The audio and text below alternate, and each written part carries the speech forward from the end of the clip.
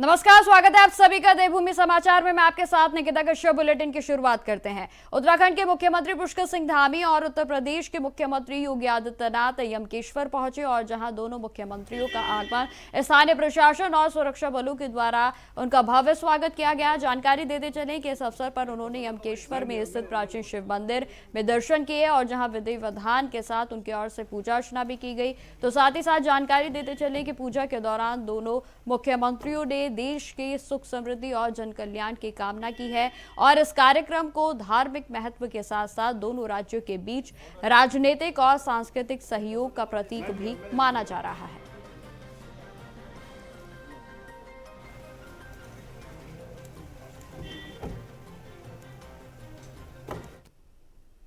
मुख्यमंत्री योगी आदित्यनाथ ने उत्तराखंड दौरे के दौरान मुख्यमंत्री पुष्कर सिंह धामी की जमकर तारीफ की और जहां उत्तर प्रदेश के मुख्यमंत्री योगी आदित्यनाथ ने कहा कि मुख्यमंत्री पुष्कर सिंह धामी के नेतृत्व में उत्तराखंड में विकास भी और विरासत भी लगातार बुलंदियों को छू रही है। इस देश में आज उत्तराखंड विकास और विरासत की जिस यात्रा में माननीय मुख्यमंत्री श्री पुष्कर सिंह धामी जी के नेतृत्व में आदरणीय प्रधानमंत्री जी के मार्गदर्शन में चला है, वो अद्भुत है, अभिनंदनीय है। और इस अवसर पर मैं उत्तराखंड सरकार को उत्तराखंड विकास के लिए किए जाने वाले इस प्रयास के लिए हृदय से मैं उन्हें भी अपनी शुभेच्छा देता हूं, अपनी मंगलमय शुभकामनाएं व्यक्त करता हूं। खबरों में आगे बढ़ते हैं। दून बार एसोसिएशन के चुनाव का बिगुल बज चुका है और जहां माहौल पूरी तरह से गर्म हो गया है। जी हां, आपको बता दें कि चुनाव 19 फरवरी को मतदान के साथ शुरू होगा और जबकि मतगणना के बाद 20 फरवरी को नतीजे घोषित किए जाएंगे। और चुनाव से पहले वरिष्ठ अधिवक्ताओं ने नए परिसर में वकीलों को नए चैम्बर दिए जाने की भी मांग को तेज कर दिया है। देहरादून से संवाददाता हितेश त्यागी की ये देखिए रिपोर्ट। देहरादून में बार एसोसिएशन चुनाव की जो सरगर्मी है वो तेज हो गई है और लगातार उत्साह यहाँ पर अधिवक्ताओं में देखा जा रहा है, साफ तौर पर, क्योंकि 19 तारीख को मतदान होना है तो 20 तारीख को मतगणना होने वाली है। आप देख सकते हैं जो पूरी चहल पहल है वो यहाँ पर तेज हो गई है और कहीं ना कहीं हमारे साथ अधिवक्ता लोग भी हमारे साथ यहाँ पर मौजूद हैं, उनसे भी जानने की कोशिश करेंगे। सर, किस तरीके से देखते हैं बार एसोसिएशन का जो चुनाव है उसकी जो सरगर्मी है वो तेज हो गई है? क्या कुछ मांगे रहने वाली है और क्या कुछ उद्देश्य आप लोगों का रहने वाला है? किस तरीके से चीज़ें रहेंगी, क्योंकि अध्यक्ष समेत तमाम ऐसे पदों पर पूरे पैनल में चुनाव लड़ा जाएगा? जी देखिए, मैं आपको बताना चाहूँगा कि मैं ब्रह्मदेव झा और सीनियर एडवोकेट भी रहा हूँ, हाई कोर्ट भी और सुप्रीम कोर्ट भी, और यहाँ से बहुत पुराना वकील। और 2 चुनाव हो रहे हैं।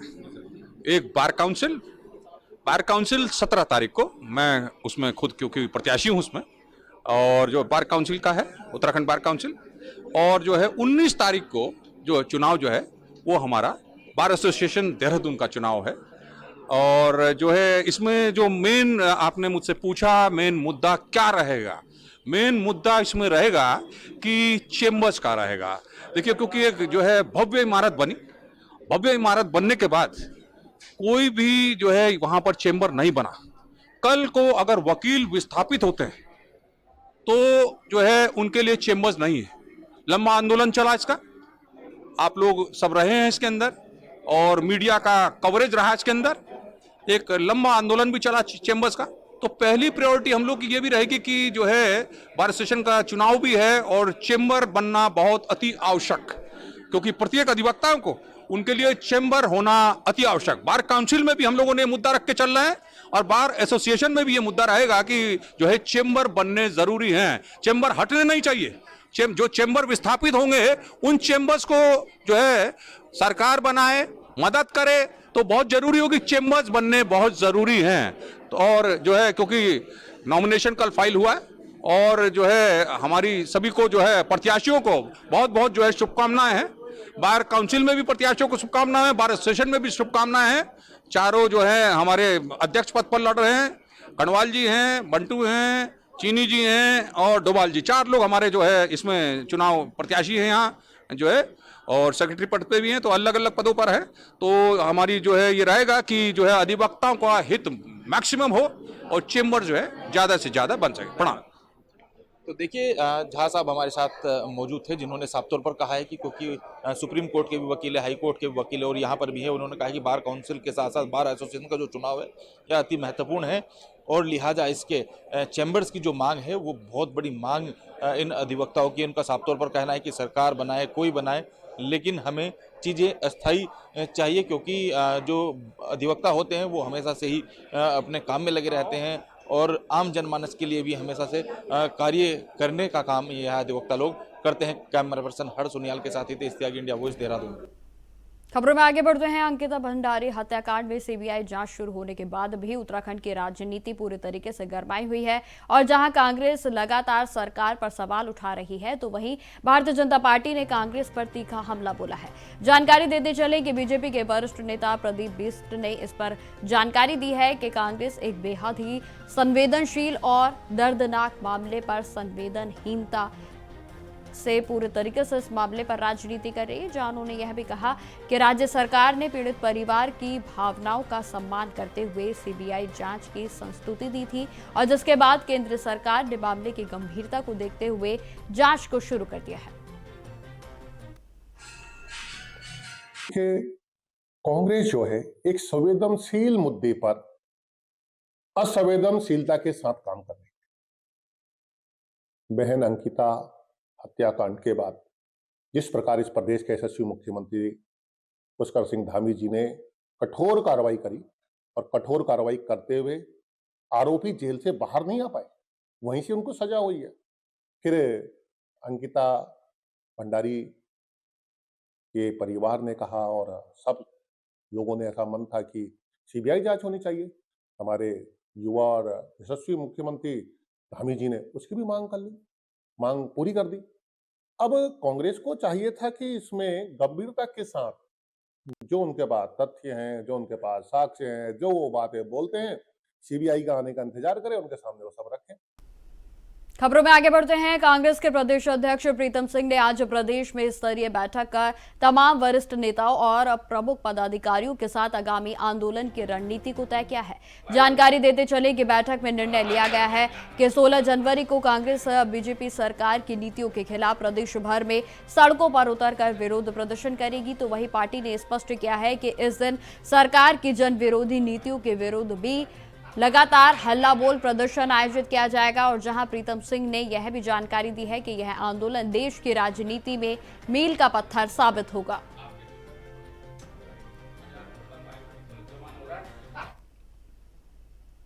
खबरों में आगे बढ़ते हैं। अब खबर कोटद्वार से है, जहां मोहम्मद दीपक को लेकर उठे विवाद पर सियासत थमने का नाम नहीं ले रही है। जी आपको बता दें कि इस मामले को लेकर बीजेपी और कांग्रेस के दोनों दल आमने सामने हैं, लेकिन आपको यह भी जानकारी देते चले कि कांग्रेस के द्वारा इस विवाद को लेकर उठाए जा रहे कदमों को बीजेपी ने राजनीति का हिस्सा बताते हुए आलोचना की है। बीजेपी के विधायक विनोद चमोली का इस मुद्दे पर कहना है कि जिस प्रकार से कांग्रेस इस पूरे मामले पर राजनीति कर रही है, उससे उत्तराखंड का धार्मिक और सांस्कृतिक दायित्व खतरे में है और जहां उन्होंने यह भी आरोप लगाया है कि कांग्रेस धार्मिक मुद्दों का सहारा लेकर अपनी राजनीति चमकाने की कोशिश कर रही है। दुर्भाग्यपूर्ण है। देहरादून, हरिद्वार, उधम सिंह नगर, इन जगहों पर तो इस तरह का माहौल रहता है और पहले से ही रहता है। तो यहाँ पर अगर इस तरह की घटनाएं होती है तो ये अपने आप में बहुत बड़ा मामला नहीं मैं मानता इनको, क्योंकि घटना होती रहती है, यहाँ पर टकराव चलता रहता है। लेकिन ये स्थिति कोटद्वार में और पहाड़ों में जो होने जा रही है, ये अपने आप में बहुत दुर्भाग्यपूर्ण है। और सबसे बड़ा दुर्भाग्य इस बात का है कि कोटद्वार की घटना में जिस नौजवान ने अपने मुस्लिम युवक की मदद करने के लिए जो आगे आया, उसने कहा मैं मोहम्मद दीपक हूँ। ये एंगल देखना पड़ेगा। दीपक कुमार के नाते वो अपने मित्र के मदद में खड़ा होता और वहां पर उनका प्रतिकार करता तो चल जाता। कांग्रेसी कार्यकर्ता होता तो कांग्रेसी कार्यकर्ता के नाते वो उसका प्रतिकार करता तो चल जाता, उसका विरोध करता चल जाता। लेकिन वो अपनी पहचान बदल रहा है, मैं मोहम्मद दीपक हूँ, वो और उसके बाद वो विरोध कर रहा है, तो कौन सी मानसिकता काम कर रही है? एक कांग्रेस किस मानसिकता को आगे बढ़ा रही, ये अपने आप में सोचने का विषय है। और ताज्जुब तब होता है कि जब राहुल गांधी जो नेता प्रतिपक्ष है पूरे देश के, इतने बड़े नेता हैं, वो उसको हीरो बोलते हैं। मतलब अपने नाम के आगे मोहम्मद लगाने को राहुल गांधी हीरो बोलते हैं। उत्तराखंड की जो सांस्कृतिक जो सोच है वो किस तरफ जा रही है, देवभूमि का देव तो इस कांग्रेस के रहते बचेगा कि नहीं बचेगा, ये चिंता का विषय बन गया है। खबरें लगातार जारी रहेंगी, फिलहाल रुकते छोटे से ब्रेक के लिए। तो ब्रेक के बाद एक बार फिर से स्वागत है आप सभी का। बढ़ते हैं खबरों की ओर। खबर कोटद्वार से है, जहां बाबा के नाम के बदलने को लेकर हुए विवाद के बाद 31 जनवरी को बजरंग दल के कार्यकर्ता के द्वारा किए गए हंगामे के दौरान भड़काऊ बयानबाजी करने वाले एक व्यक्ति को पुलिस ने गुरुवार की रात गिरफ्तार कर लिया। जानकारी के अनुसार आपको बताते चले कि कोटद्वार निवासी दीपक बजरंगी के द्वारा उस दौरान भड़काऊ बयान दिए गए थे और जिसका वीडियो सोशल मीडिया पर जमकर वायरल हो गया था। और जहां वीडियो सामने आने के बाद पुलिस ने मामले का संज्ञान लेते हुए आरोपी के खिलाफ कार्रवाई की है। जानकारी यह भी देते चले कि गिरफ्तार किए गए दीपक बजरंगी की ओर से इस बीच एक वीडियो भी जारी किया गया था जिसमें वह अपनी बयानबाजी को लेकर लोगों से माफी मांगता हुआ नजर आ रहा था। पुलिस का कहना है कि मामले की गंभीरता को देखते हुए कानूनी कार्रवाई भी की जाएगी, तो वहीं मामले की जांच पूरी तरह से जारी है।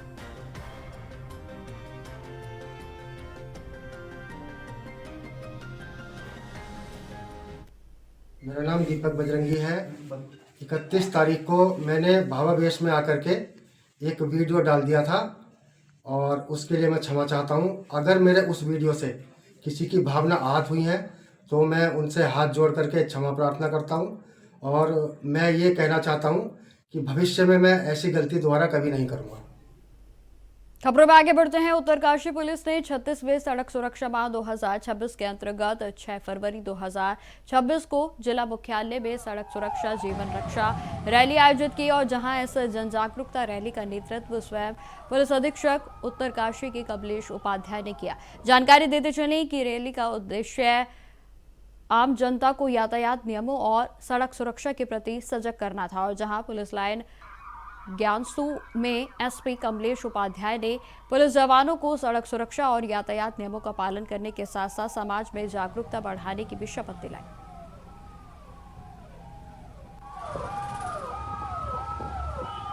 इसका जो ये सड़क सुरक्षा माह चल रहा है उसी के परिप्रेक्ष्य में आज पुलिस लाइन से रैली निकाली गई, जिसमें हमारे जो नियर बाय जो थाने हैं उन्होंने लाइन ने और सभी लोगों ने पार्टिसिपेट किया। बेसिकली इसका जो मुख्य उद्देश्य है वो आम जन में ट्रैफिक के नियमों के लिए जागरूकता फैलाना है, क्योंकि हम देख रहे हैं कि ट्रैफिक के जो हम नियमों का नहीं पालन करते हैं तो वो काफ़ी जो एक्सीडेंट्स वगैरह है उसमें वृद्धि होती है और साथ में जान माल भी हमारी उसकी सुरक्षा के लिए बेसिकली ये रैली निकाली गई है, ताकि लोगों में अवेयरनेस आए कि हमें ट्रैफिक के नियमों का पालन करना है और अपना ही जीवन सुरक्षित नहीं करना, सामने वाले का भी जीवन सुरक्षित करना है।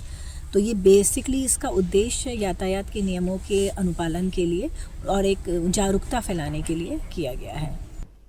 अब खबर सोमेश्वर से है, जहां गोविंदपुर में मकर संक्रांति क्रिकेट टूर्नामेंट का आयोजन हुआ है और जिसमें कि खेल मंत्री रेखा आर्या ने विजेता और उपविजेता टीमों को सम्मानित किया। तो वही मंत्री ने कहा कि प्रदेश में खेल ढांचा तेजी से विकसित हो रहा है। जानकारी देते चले कि उन्होंने यह भी कहा है कि दूर दराज के गांवों में खेल मैदान और मिनी स्टेडियम भी बनाए जाने हैं। उन्होंने युवाओं से खेल को करियर विकल्प के रूप में अपनाने की भी अपील की और जहां प्रदेश सरकार ने पदक विजेताओं के लिए आउट ऑफ टर्न जॉब तो वहीं 4% का आरक्षण की भी व्यवस्था की है।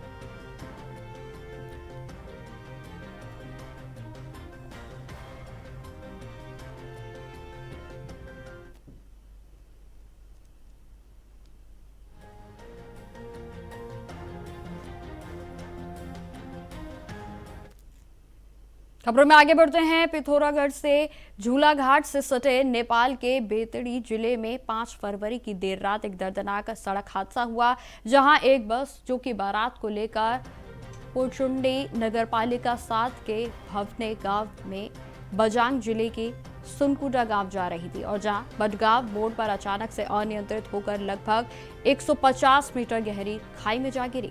जानकारी देते चले कि इस हादसे में 13 बारातियों की मौके पर ही मौत हो गई और जबकि 34 लोग गंभीर रूप से घायल हो गए हैं, जहां घायलों में कई के हालात बेहद ही नाजुक बताए जा रहे हैं और जिससे कि मृतकों की संख्या बढ़ने की भी आशंका है। तो वहीं आपको यह भी जानकारी दे दें कि हादसे के तुरंत बाद नेपाल के एपीएफ, पुलिस और स्थानीय ग्रामीणों ने राहत और बचाव कार्य को शुरू कर दिया और जहां घायलों को नजदीकी अस्पताल में भर्ती कराया गया है तो वहीं गंभीर मरीजों को धनगढ़ी रेफर किया गया है, जहां प्रारंभिक जांच में यह भी पता चला है कि बस ओवरलोड थी और जिसकी वजह से चढ़ाई पर संतुलन खो गया और जहां यह हादसा हुआ।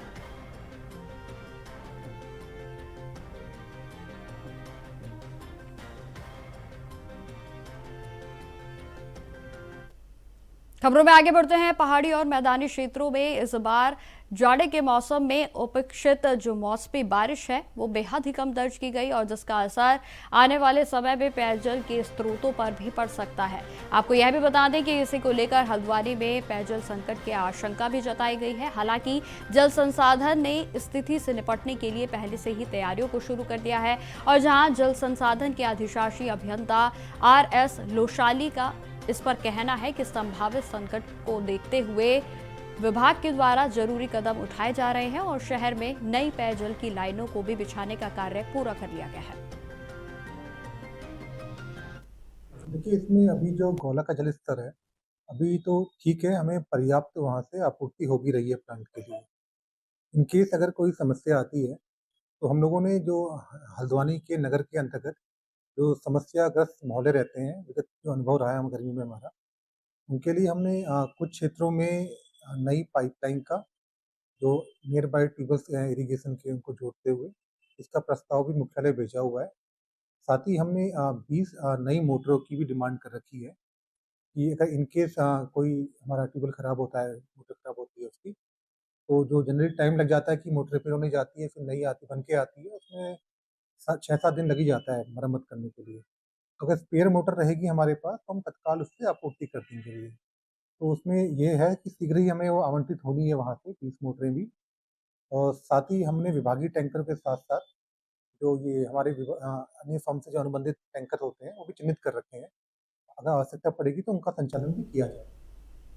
खबरों में आगे बढ़ते हैं। लाल तप्पड़ क्षेत्र में स्थित आरओ की कंपनी के पीड़ित कर्मी डोईवाला तहसील पहुंचे और जहां कर्मियों ने तहसील परिसर में प्रदर्शन करते हुए शासन प्रशासन को ज्ञापन सौंपा है। आपको बताते चलें कि कंपनी प्रबंधन पर भी श्रम कानूनों के उल्लंघन का आरोप लगाया गया और जहां कर्मचारियों का कहना है कि कंपनी के द्वारा बोनस में भी कटौती की जा रही है और जहां स्थानीय कर्मियों को मनमाने ढंग से नौकरी से हटाया जा रहा है जबकि वे लंबे समय से कंपनी में कार्यरत है। मजदूर नेता संदीप नेगी ने इस पर कहा है कि कर्मियों का उत्पीड़न किसी भी सूरत में बर्दाश्त नहीं किया जाएगा।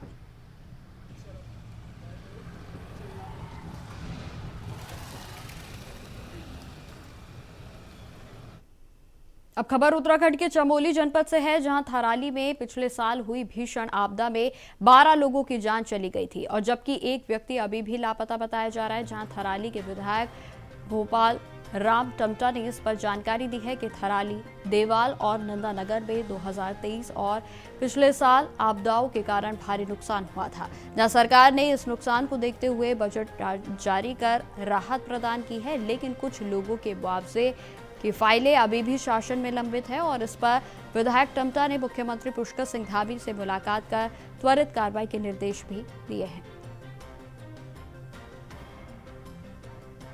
निश्चित रूप से मेरी विधानसभा के अंतर्गत काफ़ी आपदा से काफ़ी क्षति हुई थी। 2023 में भी हुई, 2025 में भी हुई है और मैं समझता हूँ कि चाहे वो थराली का हिस्सा हो, चाहे चेपनों का हो, चाहे देवाल का हो और चाहे नंदानगर के कुंदरी लगा और धर्मा का हो, बहुत सारा नुकसान आपदा के कारण मेरी विधानसभा को हुआ था। लेकिन मैं तो धन्यवाद करना चाहता हूँ कि हमारे माननीय मुख्यमंत्री जी जहाँ जहाँ भी इस प्रकार की आपदा आई थी मेरी विधानसभा क्षेत्र के अंतर्गत आए। उनके अलावा माननीय सांसद जी भी हमारे क्षेत्र में आए, प्रदेश अध्यक्ष जी हमारे क्षेत्र में आए।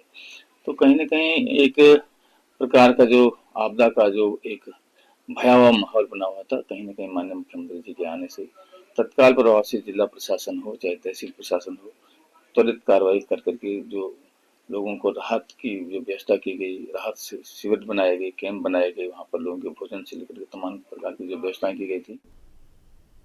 तो फिलहाल मेरे साथ इस बुलेटिन में इतना ही। देश दुनिया की तमाम खबरों की जानकारी के लिए बने रहे हमारे साथ। नमस्कार।